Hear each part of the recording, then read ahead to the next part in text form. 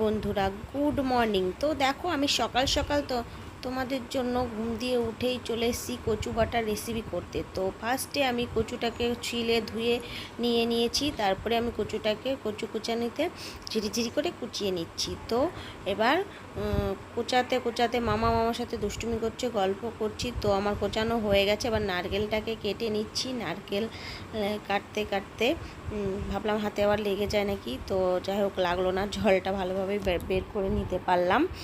তো বের করার পরে নারকেলটাকে দুই হাতে নিয়ে দুটো দা দিয়ে খোঁচা দিয়ে দিলাম।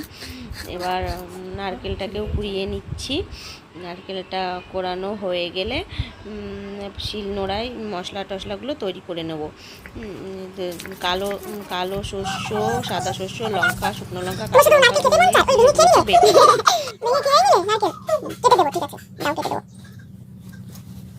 লঙ্কা দিয়েছি, সাদা সর্ষে আর কালো সর্ষে, শুকনো লঙ্কা, কাঁচা লঙ্কা, ধনে পাতা, নারকেল আর কচু দিয়েছি চুরি করে, আর নারকেল কোরানো।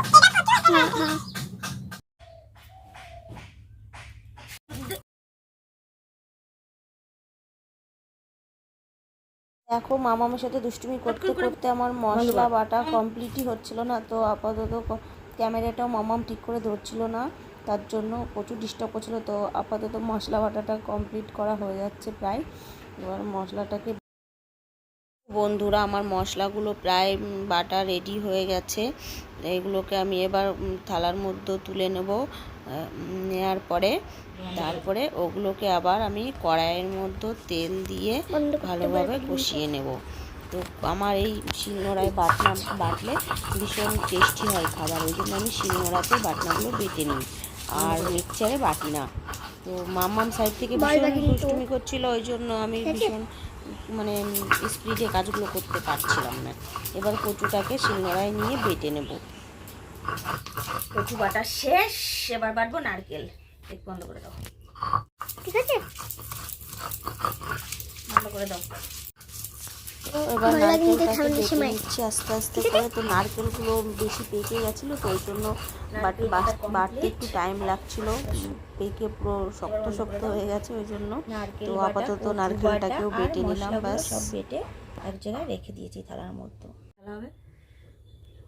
বন্ধ করে দে, একটু তেল দিয়ে নেব। তো এই নারকেল কোড়ানি দিয়ে কচু বাটা দিয়ে নারকেলও বেটে নিয়ে তারপর মশলাগুলো করে দিয়ে এবার কড়াইতে দিয়ে একটু হালকা করে ফ্রাই করে নেব তেল দিয়ে। তারপরে এদিকে একটু লবণ দেবো, বাটাটা পুরো রেডি হয়ে যাবে। খেতে খুব সুস্বাদু লাগবে, খুব সুন্দর, হেভি টেস্টি। এরকম করে একটু ফ্রাই করে নিলে খুব সুন্দর লাগে খাবারটা খেতে।